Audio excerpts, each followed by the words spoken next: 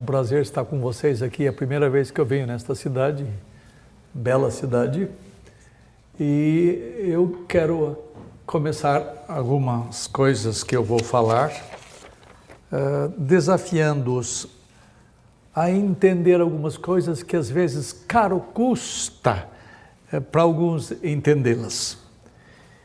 E eu não quero de forma alguma parecer ofensivo ao pensamento que provavelmente eu vou encontrar aqui, ou pessoas que o possuem. A minha intenção é expor a Escritura o máximo que eu puder. Se vocês conseguirem questionar a Escritura, ok. Mas eu creio que ela é fonte última de autoridade. A minha hermenêutica pode estar errada, porque o nosso problema sempre é hermenêutica, ou seja, de interpretação do texto. Mas os textos são tão claros em si mesmos que difícil alguém de nós em sã consciência bater de frente contra as coisas que vão ser ditas aqui.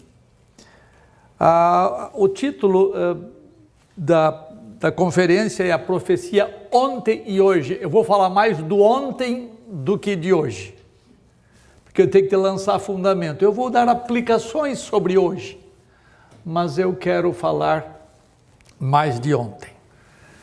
Eu vou afirmar que não existe mais ofício profético, como não existe o ofício real, e nem existe mais o ofício sacerdotal. Eram os três ofícios do Antigo Testamento. Nosso Senhor assambarcou os três. Por excelência, ele foi profeta, sacerdote e rei. Ele não existe mais como ofício. Eu não tenho tempo. Se vocês quiserem, leia aquele livro que o pastor Marco mencionou. Profecia ontem e hoje é um capítulo do livro Fé Cristã e Misticismo. Tá? O que existe é dons proféticos no Novo Testamento. Oficiais tem dois só. Aqui vou mexer com alguns de vocês. É diácono e presbítero. Esses dois ofícios no Novo Testamento. Apóstolos não existem mais como ofício. Profetas não existem mais como ofício. São dons, tem dom apostólico e dom profético. Eu não tenho tempo para gastar com isto. Então, quando eu falar em profeta aqui, eu estou me referindo ao do Antigo Testamento, que era oficial, que era aquele que falava autorizadamente a palavra de Deus. Ele recebia a palavra de Deus em sonhos e em visões. E então ele lançava para o povo ouvir. Alguns deles escreveram logo depois que recebiam sonhos e visões. Mas eles eram porta-vozes de Deus. Daí a importância e a honra do ofício profético. Eu me imagino um profeta do Antigo Testamento. Depois eu vou botar vocês na berlinda aqui. Vocês como profetas do Antigo Testamento. Afinal de contas, o profeta tinha, dos três ofícios, profeta, sacerdote e rei, o profeta era o maioral. O rei tratava dos negócios horizontais. Ele cuidava da administração da nação hebraica. O sacerdote falava das coisas, dos interesses daqui e as levava para Deus. O profeta trazia as coisas de Deus. O profeta vinha e falava autorizadamente, normativamente. E ele vinha e dizia, assim diz o Senhor. Cara, eu queria ter essa autoridade. Já pensou nós do púlpito? O Senhor falou para mim. Não tem coisa mais poderosa que esta. Eu vou repetir isto aqui, tá? Várias vezes. Não é sem razão que muitos hoje fazem isto. Eles querem reviver um profetismo que terminou oficialmente no Antigo Testamento. Então, ele era temido porque trazia palavras de juízo de Deus. Era a voz divina para a nação hebraica e era a voz divina para as nações vizinhas a quem Deus falava. Toda a orientação moral e espiritual provinha da revelação divina através dos profetas. Eles eram os porta-vozes da verdade de Deus. Ser um profeta era uma coisa muito importante. Todavia, muitos ouvem que, por causa dessa importância, se fizeram a si mesmos profetas. Por isso que várias vezes Deus disse, vocês vão ver na Bíblia aqui, eu nunca chamei vocês, eu nunca enviei vocês. Mas os caras queriam, porque é altamente honroso. É um privilégio ímpar você chegar e falar assim, eu tive uma conversa fresquinha com Deus hoje e eu quero passar ela para você. Não existe nenhuma dificuldade em entender que uma função verdadeira, que traz prestígio a quem está envolvido com ela, sofra a tentativa de imitação. Em qualquer época do mundo, aqueles que estiveram em evidência sempre foram imitados. Desde os primórdios da fé judaico-cristã, sempre houve tentativas de imitar o que é feito por Deus através de homens. Lembra no Novo Testamento que Paulo fala, aqueles que a si mesmos se fazem apóstolos. No Antigo Testamento também. E tinha até uma turminha mais acadêmica que criava a escola de profetas. Vamos formar uma turminha de profeta aqui, porque assim a gente compete com aqueles que são chamados de homens de Deus. Muitos se levantaram arrogando-se serem profetas de Deus e trouxeram grandes prejuízos à nação hebraica. E eles, vou mostrar na escritura aqui, tudo isso que é introdutório, eles desviaram muitos do caminho de Deus, ao lhes transmitir coisas que vinham do seu próprio coração, mas não do coração de Deus. Então o falso profeta falava em nome do Senhor, mas sem que o Senhor houvesse autorizado isto. Mas o verdadeiro profeta de Deus, a quem o Senhor havia chamado, era o responsável pelo anúncio das verdades ético-morais ao povo, levando a obediência às leis estabelecidas por Deus. Um parênteses aqui na minha palestra, que não tem nada a ver com ela diretamente. Na minha igreja, eu sou presbiteriano, tem um negócio que é poderoso. O pastor é poderoso porque ele é o vocacionado. Sabe o que quer dizer isso? Quando um moço lá na minha igreja quer ser pastor, ele chega perante os presbíteros, que a gente chama de conselho da igreja, e fala, olha, eu quero ser pastor. Eles, primeira coisa, então conte-nos a respeito da sua vocação.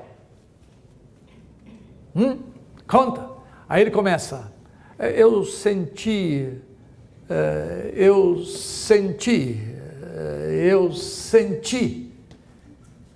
E quem sou eu, presbítero, para dizer que ele não sentiu?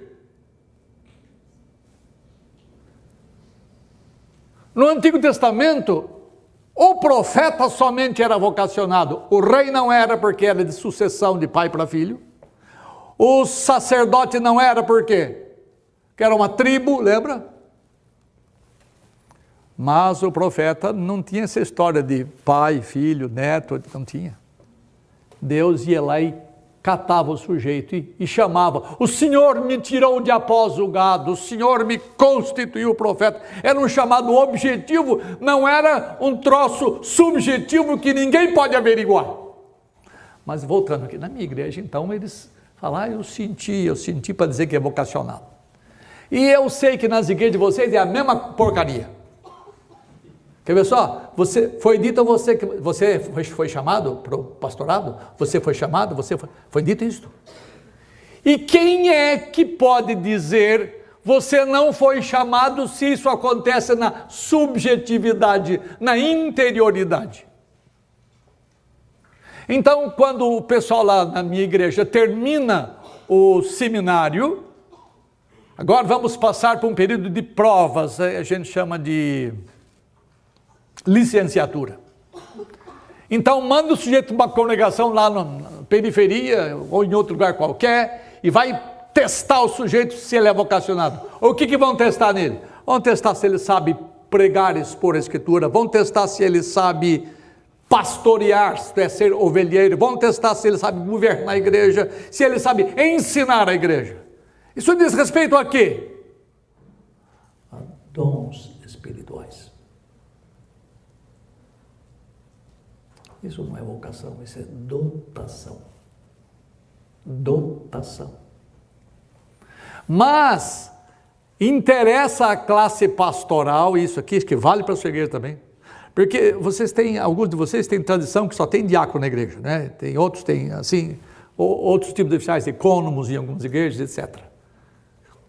Mas se eu perguntar quem é o ministro da sua igreja, todo mundo vai dizer o que é? Pastor.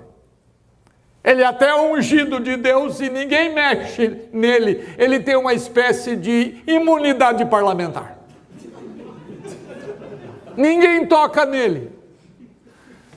Esses escândalos que acontecem por aí, igual no Brasil, na área política, ela faz e fica na mesma. Ninguém mexe neles porque eles têm privilégios. Porque são vocacionados. Isso aqui é para vocês pensarem. Isso aqui é sério. Nós precisamos testar os nossos jovens que querem ser ministros da palavra, para ver se eles têm a dotação divina para exercer o que nós chamamos de pastorado, mas que não é pastorado.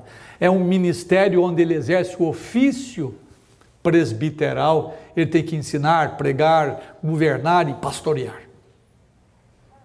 Assim havia os profetas do Antigo Testamento que queriam a si mesmos se tornarem pastores. Eles diziam assim, isso que eu vou mexer daqui a pouco: sonhei, pronto, profeta.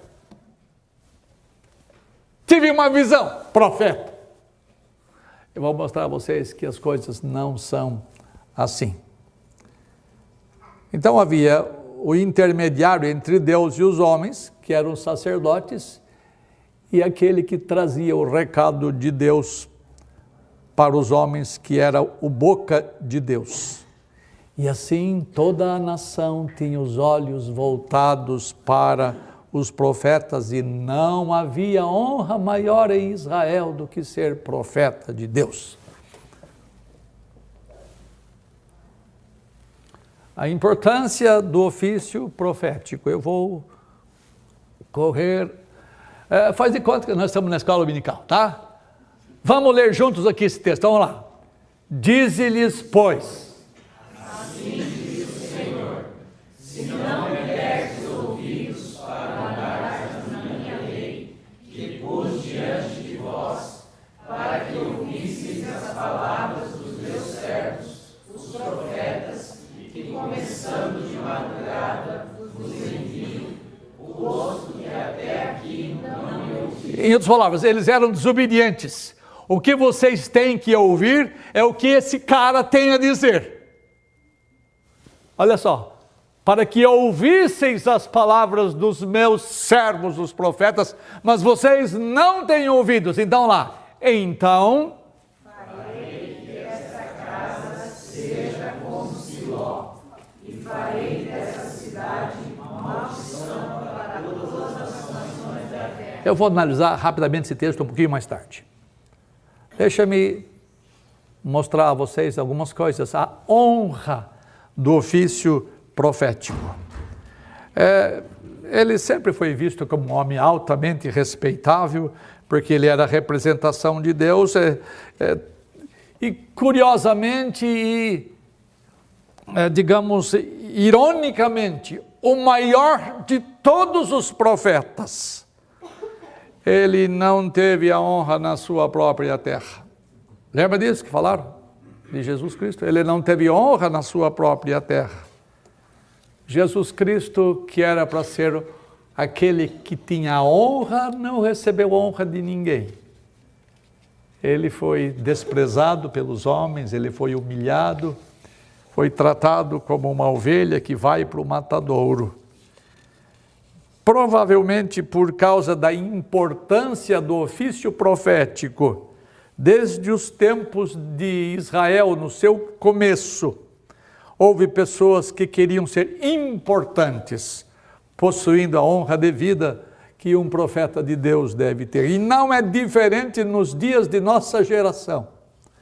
Muitas pessoas, e especialmente algumas mulheres, muitas pessoas têm ambições de exercer a função profética, pois é isto que lhes dá importância e honra. Afinal de contas, o profeta era o homem de Deus, vai ver já no texto. Não há nada que mais atraia uma pessoa do que aparecer com autoridade no meio dessa congregação. E já pensaram eu dizer assim: irmãos, o Senhor me disse isto e eu estou repetindo ipsis litteris o que o Senhor disse a você. Palavrinha assim, direta de Deus, é uma coisa maravilhosa isso. E todos eles diziam, quando eles não tinham recebido do Senhor nenhuma palavra: o Senhor disse.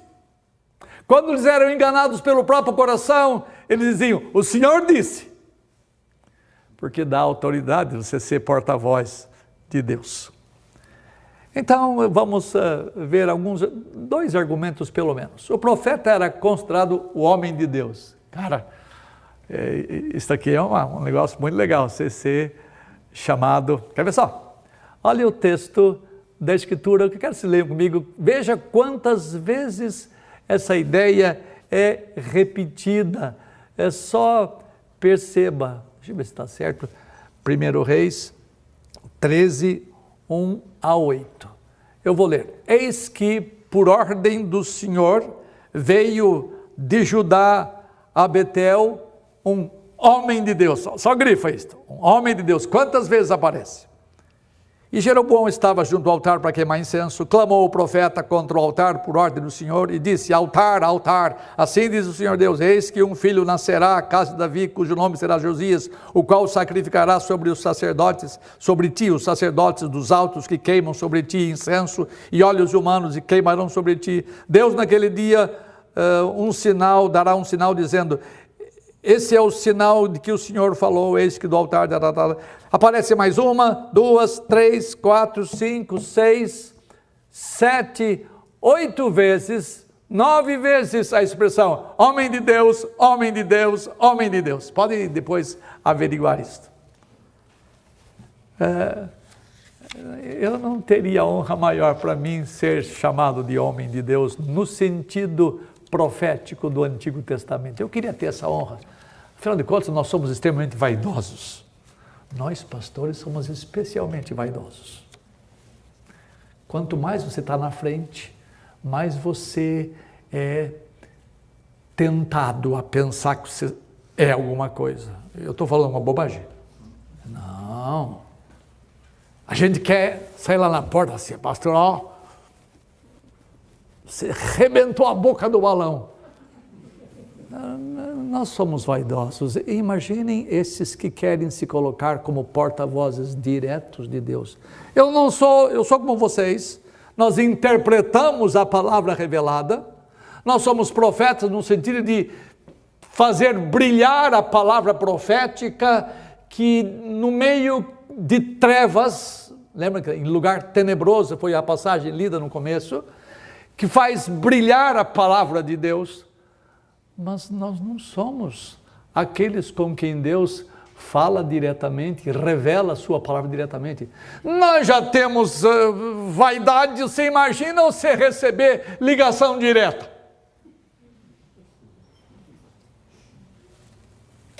Todos os verdadeiros profetas poderiam ser considerados como homens de Deus, porque Deus os havia chamado ou vocacionado, e era o único dos 3 ofícios que exigia vocação. Por isso que Deus fala: eu não enviei vocês, eu não mandei vocês falarem isso, e assim por diante. Por causa dessa designação de homem de Deus, os profetas adquiriram alta respeitabilidade. Provavelmente não exista designação mais importante dada a um homem do que esta no mundo, ou neste mundo, homem de Deus. Eu senti-me altamente honrado. Se você vive santamente, limpamente, irrepreensivelmente na sua igreja, a sua igreja pode dizer com toda justeza, este homem é homem de Deus. Isto é o homem que Deus usa, é o homem de quem Deus se serve. Mas não é a mesma autoridade que o profeta do Antigo Testamento tinha. Uma outra coisa que mostrava a honra do profeta era o fato deles ter a autoridade que eu estou falando aqui. Era o próprio Deus falando. Lembra? Deus nunca falava diretamente. Deus teve vários modos de revelação. Eu tenho um curso lá na pós-graduação que eu ensino, que trabalha com revelação divina. Eu estou escrevendo 3 a 4 livros sobre revelação divina. E eu mostro num deles os vários modos que Deus usa para revelar-se. O primeiro é teofania. Mas Deus falava somente ao recipiente da revelação. Deus falou a Jacó, a José, a Abraão, a Isaac, a Jacó, a Moisés, etc. Mas um dia Deus mudou o modo de revelação. Só para curiosidade, abra na sua Bíblia, se você tiver Bíblia aí, abra em Números 12. Não é número 12, é Números 12. Alguém que tem voz de trovão, leia para mim versos 6 e 7. Marco, leia aí. Você já foi acusado de voz de trovão. Leia lá. Números 12, versos 6 e 7. Se houver... 12, 6 e 7. E ele disse: ouvi agora as minhas palavras. Se entre vós há profeta, eu, o Senhor, em visão, a ele me farei conhecer. Atenção, até essa altura havia profetas. E Deus falava diretamente, cara a cara. Deus tomava forma, era teofania. Esse aqui é um assunto legal que um dia, quem sabe, a gente pode tratar. Agora Deus vai mudar. Quer ver? Se houver profeta, eu falarei a ele em sonhos e visões. Ou em sonhos falarei com ele. Não é assim como o meu servo Moisés. Não, com Moisés é diferente. Olha o que eu faço com Moisés. Que é fiel em toda a minha casa. Boca a boca falo com ele. Moisés, eu tomo forma e eu falo com ele. Deus tomou forma de homem, Deus tomou forma de fumaça, de nuvem, de fogo, e de uma série de formas que Deus tomou, e Deus conversou cara a cara com Moisés. Deus pegou Moisés pelo colarinho e quase o matou, porque ele não tinha circuncidado a Gerson. Várias vezes, é muito interessante isso, você vê na Bíblia. Mas com ele eu falo cara a cara. Continue. Às claras e não por figuras. Na minha tradução está, e não por enigmas. Tá? Não com coisa que você precisa interpretar, não, eu falo claramente. Tá? Não uso enigma. Ele contempla a semelhança do Senhor. Na minha tradução está, e nesse ponto é melhor, ele contempla a forma que o Senhor toma.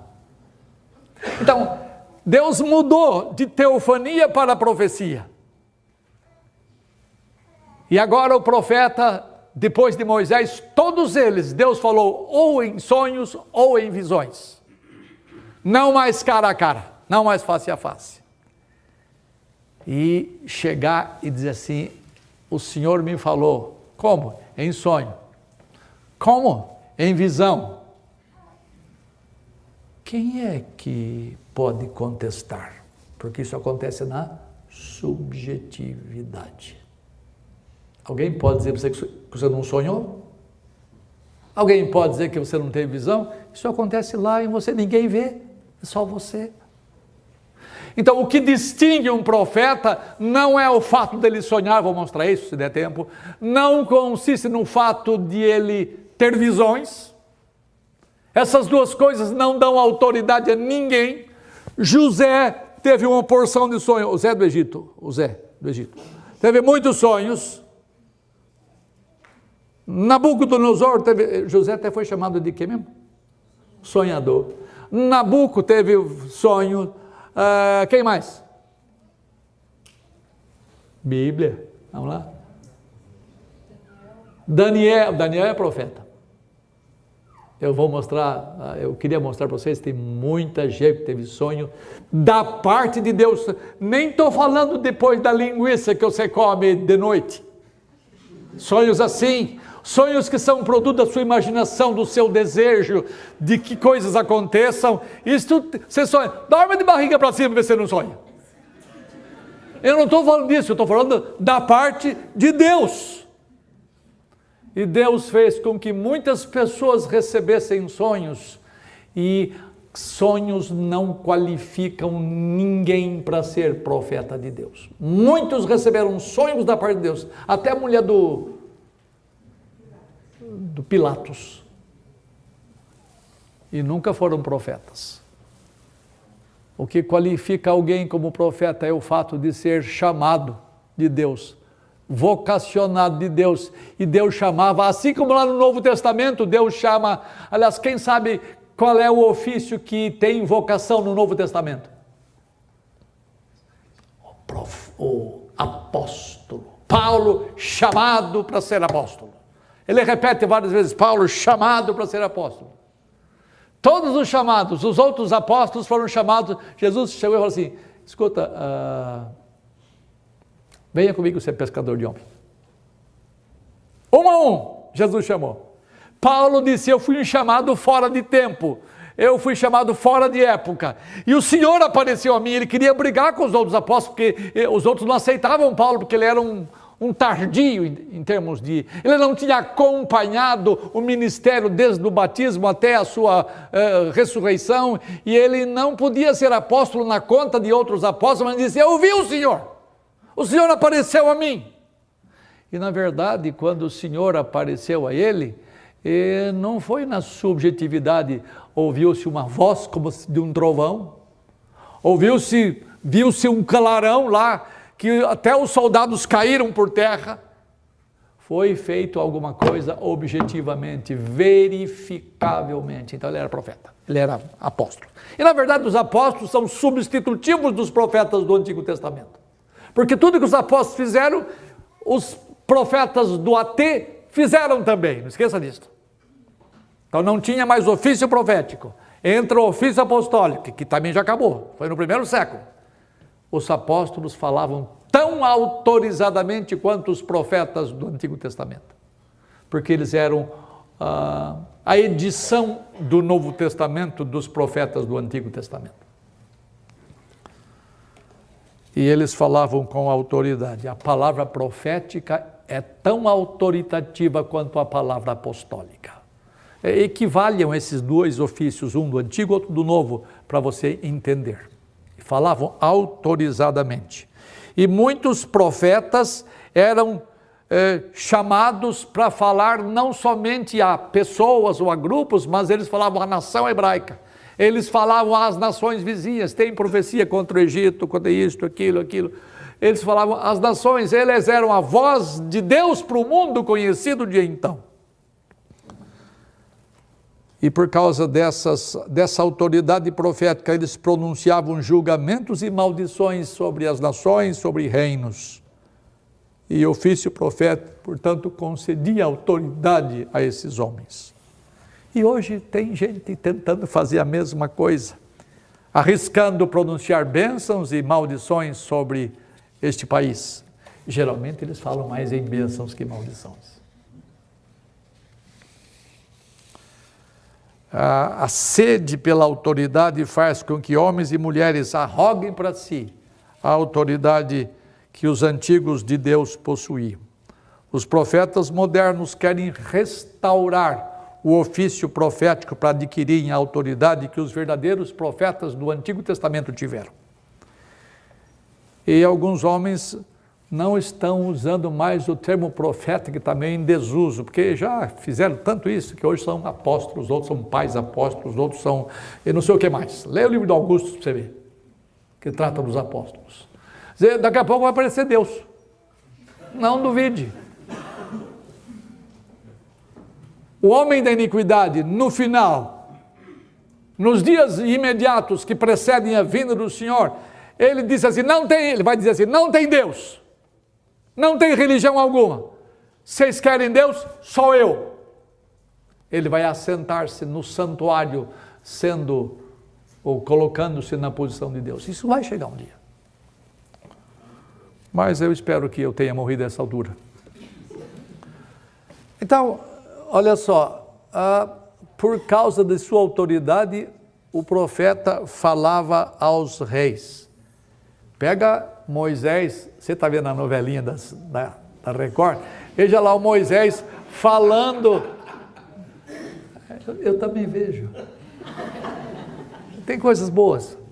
Então, veja uma coisa, ele metia o dedo na cara de Faraó, de Ramsés, no caso, na história. Veja, João Batista no Novo Testamento, ele metia o dedão na cara do Herodes.